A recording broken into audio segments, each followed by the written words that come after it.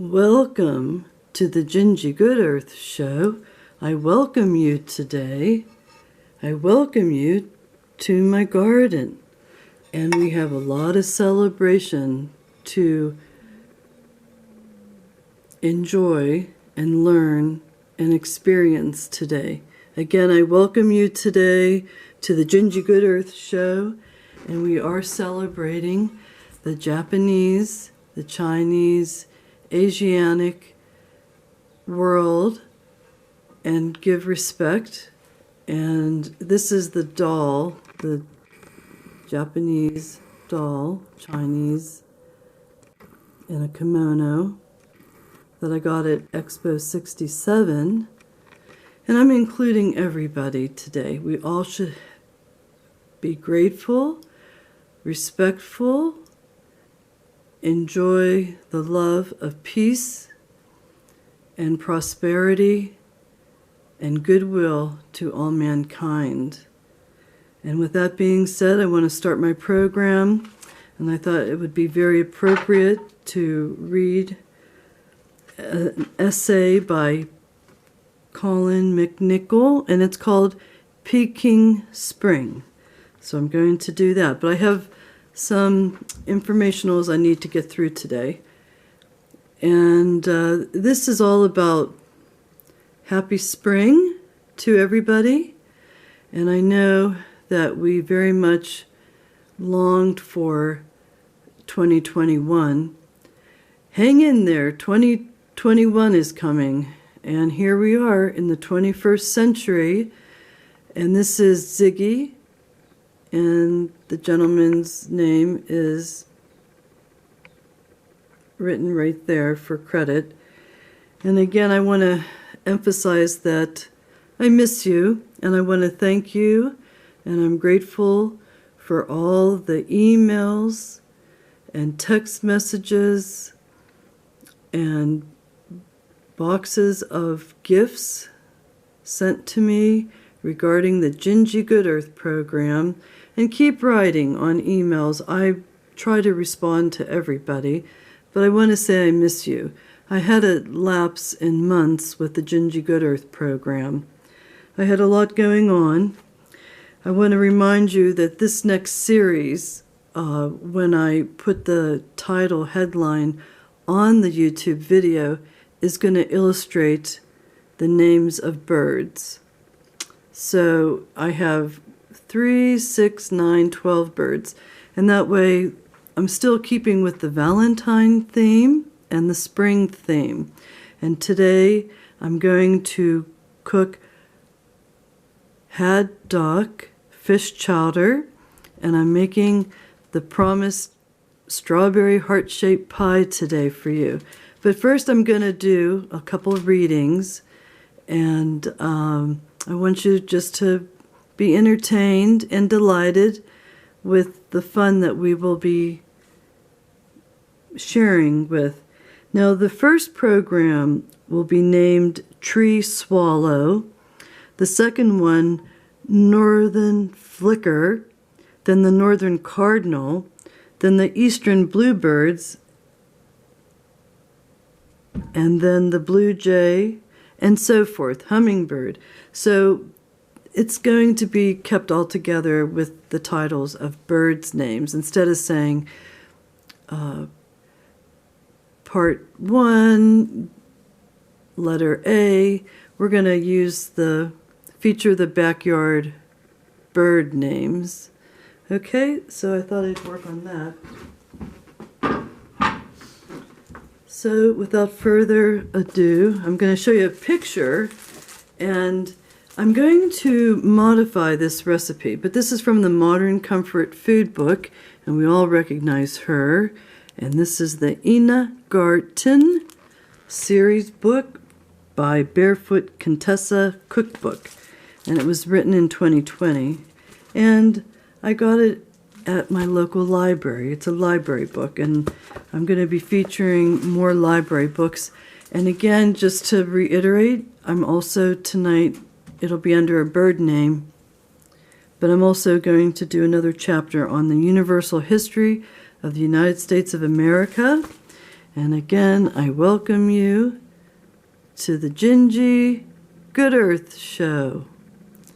And yesterday, I went to Bushy Run, and I did a recording on the book Universal History of the United States of America, and I did a picture show. So that's forthcoming too. But the baked fish chowder, this is the picture of the baked fish chowder, and here's the recipe. Now I'm using haddock, coconut water, and I'm making also with clam chowder, but I'm making a special soup and I'm going to modify it. And again, you'll enjoy. I'm going to put the music on. You can enjoy the scenery and enjoy my beautiful Asian doll that I received when I went to Expo 67. I was 7 years old then. And just enjoy the candlelight, and I'm going to put on music that's sung and written through her Peggy Lee Music Favorites album, and I'm going to put that in the background, and I'm going to put it on right now.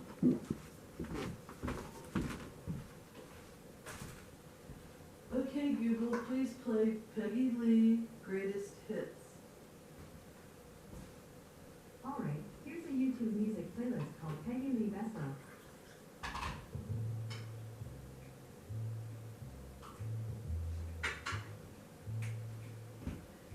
Okay, Google, please increase the volume by 2.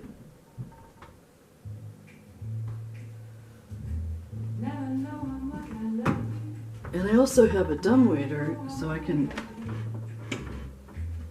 increase the volume. Okay, I'm back again, and I want to go ahead and read Peking Spring.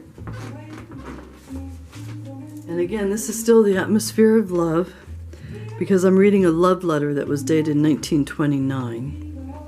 Peking Spring. The signs have become abundantly clear. The blue iris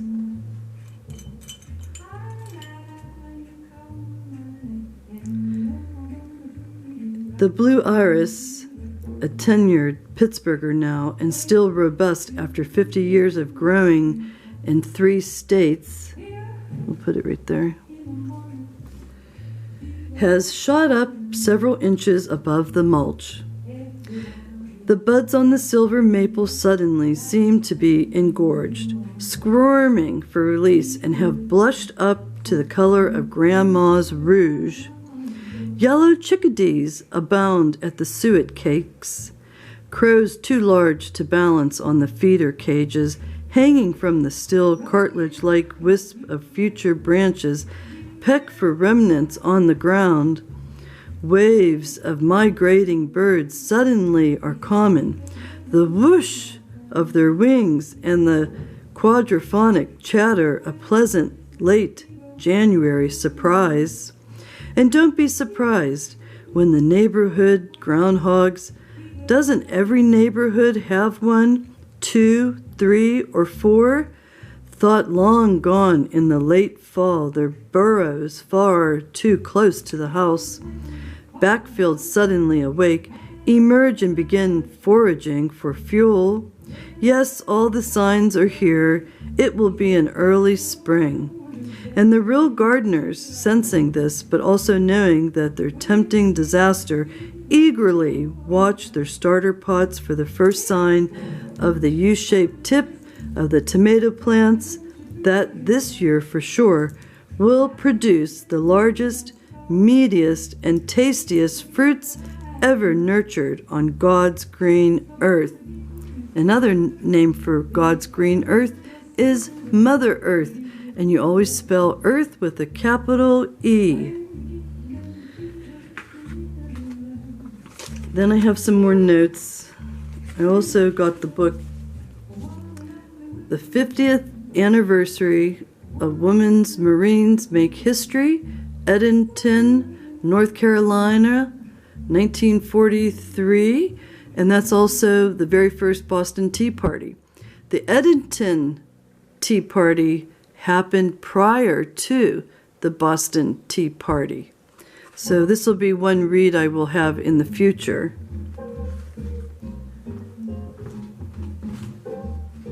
So we're just having some fun, and I wanted to read The Secret of Love is not making demands of each other. Love that is not freely given is bondage. You have to discipline the human heart so you can live in fullness with humanity. Gretchen Schmitt. May we all have bravery, rejuvenation of kindness, loving, and friendship.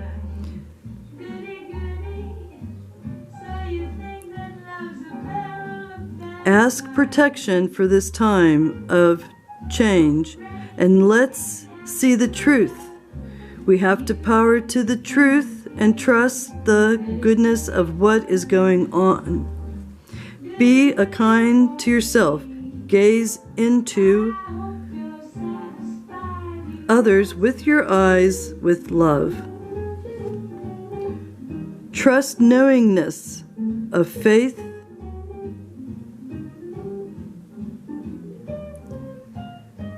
and guide people with love in your heart. That's the sign of real success. Those were my notes. I have one more.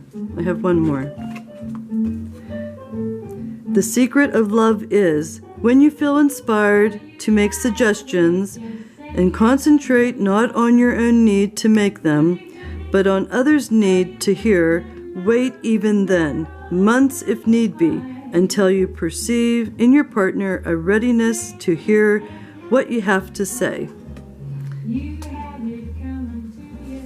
So, use words like honey, darling, sugar, sweetie, baby. Those are words of success. Okay, now I'm going to read the love story. Okay. Dear Justine, August 5th, 1929. I have been deliberating a very long time and used all arguments and reasonings to convince me, myself, otherwise you, but I can arrive at only one conclusion.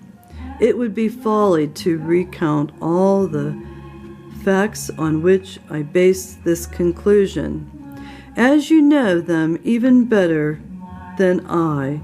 To get down to the point, I am fully convinced that you do so care, never did care and never can care, so you don't care. I mean, care sincerely. You definitely stated so, though at the time I was reluctant in believing it, and your acts and indifferent letters confirm your statement, are more or less, mostly less, intimate acquaintance between the both of us for about, well, almost 4 years, and most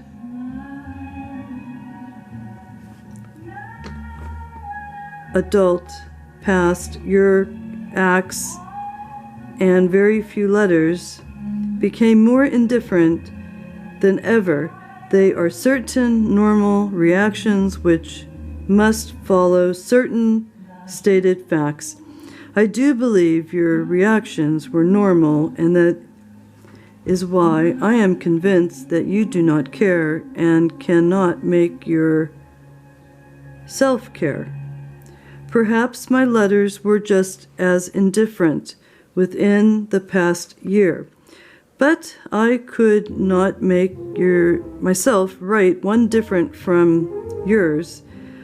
In answer to yours, I felt and I believed just justifiedly, so that it was your move, and particularly since your letter I wrote you just about a year ago, which letter you state you did not receive.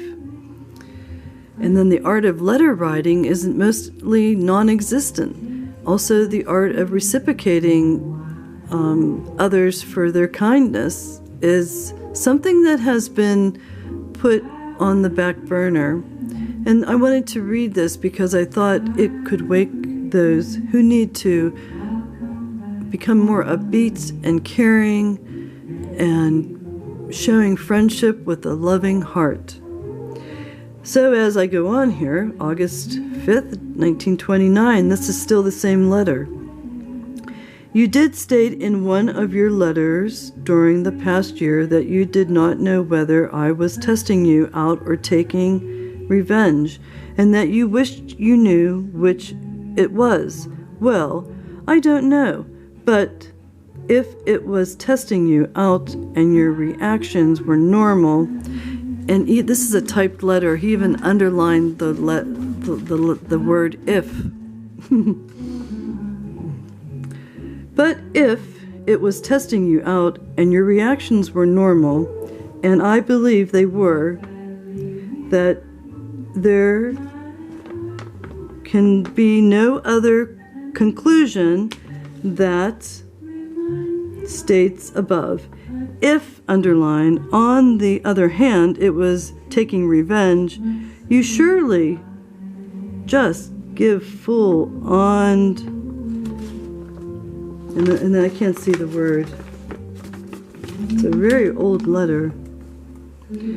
Just full on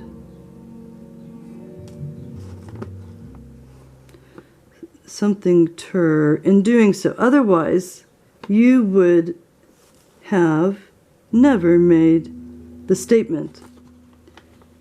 I have always been frank in my statements, and just as frank and overly orderly of the envelope which contained a letter get at the contents. The letter itself, but now it doesn't seem to be any different in effect from any other letter. It is only a normal reaction. If I thought otherwise, it would be only trying to make myself believe something that was not so. Life is too short to be wasted in hopes and probabilities, and it is really foolish to continue to do so any longer, particularly on your own statement contained in one of your recent letters. I told you thousands of times, no one